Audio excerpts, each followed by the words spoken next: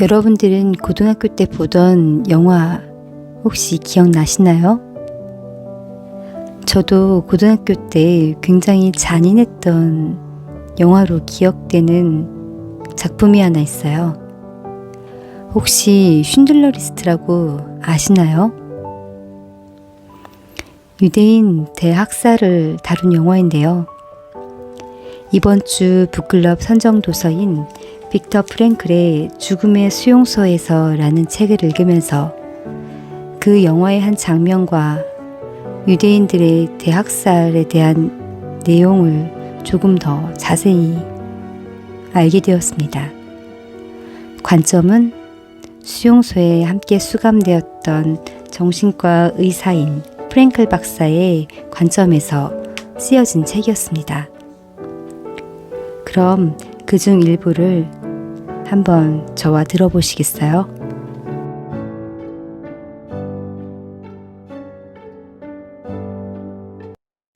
이튿날 아침 나는 호송자들과 함께 그곳을 떠났다. 이번엔 속임수가 아니었다. 가스실로 가는 것이 아니라 정말로 요양소로 가는 것이었다.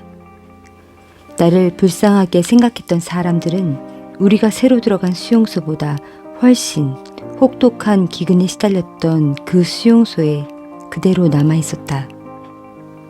그들은 자기 자신을 구하기 위해 발버둥 쳤지만 결국 자신의 정해진 운명을 확인하는 데 그쳤을 뿐이다. 그로부터 몇 달이 지나 수용소에서 풀려난 후 나는 그 전에 수용소에 있던 한 친구를 만났다. 그는 자기가 수용소의 보아원원으로 시체 더미에서 없어진 인육 조각을 어떻게 찾아냈는지를 나에게 말해주었다. 요리 중인 냄비 안에서 찾아내 압수했다는 것이다. 기아에 시달린 나머지 드디어 수용소 안에서 인육을 먹는 사태까지 발생했던 모양이다.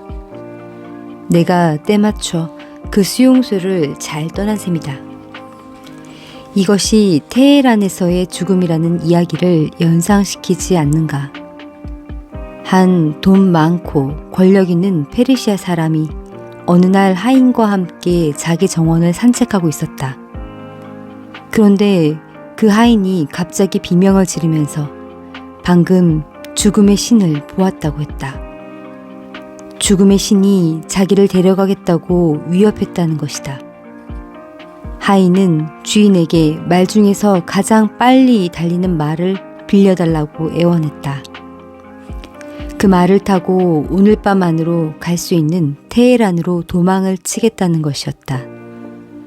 주인은 승낙을 했다. 하인이 허겁지겁 말을 타고 떠났다.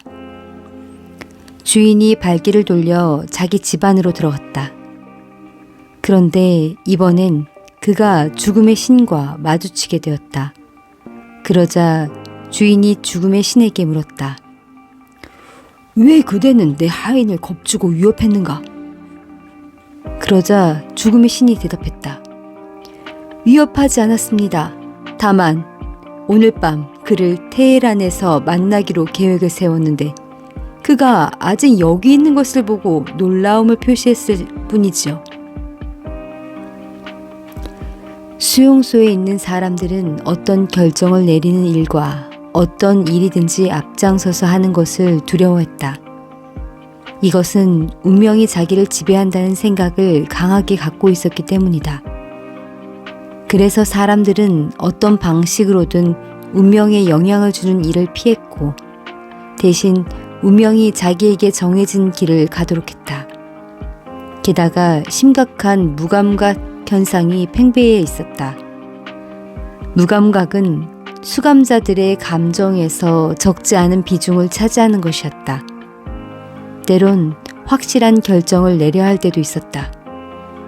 그것은 생과 사를 가르는 결정이었다. 하지만 사람들은 이때도 운명이 자기 대신 결정을 내려주길 원했다. 이렇게 어떤 일의 실행을 회피하는 태도는 수감자가 수용소에서 탈출할 것인가 아니면 말 것인가를 결정해야 하는 순간에 가장 극명하게 드러난다. 결정을 내려야 하는 그 몇 분 동안, 이런 문제는 항상 몇 분 안에 결정을 내려야 한다. 그는 지옥의 고문과 같은 고통을 경험한다. 탈출을 해야만 할까? 그런 위험을 감수해야만 할까? 나 역시 이와 비슷한 고통을 경험한 적이 있었다. 전선이 우리 수용소에 가까이 왔을 때 나에게 탈출을 시도할 수 있는 기회가 왔다. 수용소에 의사 출신 동료가 있었다. 그는 진료를 하는 길에 수용소 밖에 있는 막사에도 들려야 했는데 그가 탈출을 시도하면서 나에게도 함께 가자고 했다. 환자의 증세가 전문의의 조언을 필요로 하기 때문에 함께 진찰을 해야 한다는 구실을 붙여 나를 수용소 밖으로 데려간 것이다. 수용소 밖에선 저항운동단체의 일원인 한 외국인이 기다리고 있다가 우리에게 제복과 문서를 주기로 되어 있었다.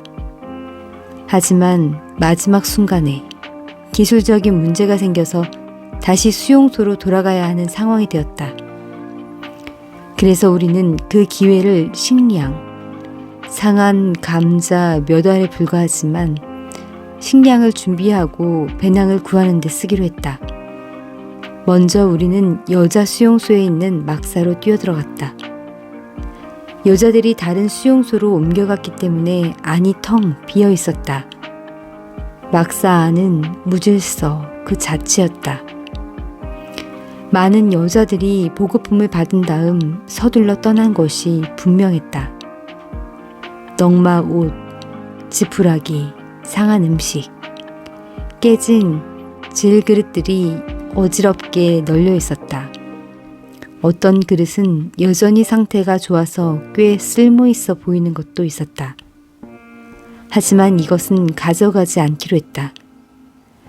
나중에 들은 얘기인데 당시 여자 수용소에서는 상황이 나빠지자 그릇을 씻기로는 물론 세면대와 변기로도 사용했다고 한다. 내가 망을 보고 있는 동안 친구가 막사 안으로 들어갔다. 곧이어 그가 외투 속에 배낭을 숨겨가지고 나에게 왔다. 그가 막사 안에서 다른 배낭을 보았다고 했는데 그것은 내가 가져오기로 했다. 그래서 이번엔 역할을 바꾸어 내가 안으로 들어갔다. 나는 쓰레기 더미를 뒤져서 배낭은 물론 칫솔까지 찾아내는 횡재를 얻었다. 그런데 바로 그 순간 나는 뒤에 남겨진 쓰레기 더미 속에서 여자의 시신을 보았다.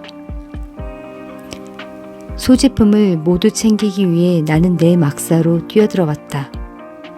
음식을 받아먹는 그릇과 죽은 발진 티스푸스 환자에게 상속받은 낡은 벙어리 장갑 한 켤레, 속기 부호가 쓰인 종이 몇 장, 이 내 소지품이었다. 나는 마지막 회진을 빨리 끝냈다.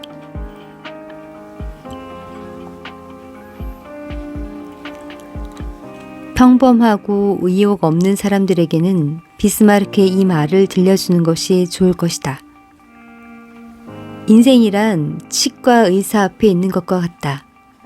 그 앞에 앉을 때마다 최악의 고통이 곧 찾아올 것이라고 생각하지만 그러다 보면 어느새 통증이 끝나 있는 것이다. 강제 수용소에 있던 대부분의 사람들은 무언가를 성취할 수 있는 인생의 진정한 기회는 자기들에게 다시 오지 않을 것이라고 믿었다. 그러나 실제는 그렇지 않았다. 그곳에도 기회가 있고 도전이 있었다. 삶의 지침을 돌려놓았던 그런 경험의 승리를 정신적인 승리로 만들 수 있었고 그와는 반대로 그런 도전을 무시하고 다른 대부분의 수감자들처럼 무의미하게 보낼 수도 있었다. 수용소에서 수감자가 입은 정신병리적 상처를 정신요법이나 정신위생학적 방법을 이용해 치료하려면 그가 기대할 수 있는 미래의 목표를 정해줌으로써 내면의 힘을 강화시켜 주어야 한다. 수감자들 중에 몇 사람은 본능적으로 자기 스스로가 그런 목표를 찾아내기도 한다. 이것이 바로 인간 특성으로 이렇게 사람은 미래에 대한 기대가 있어야만 세상을 살아갈 수 있다.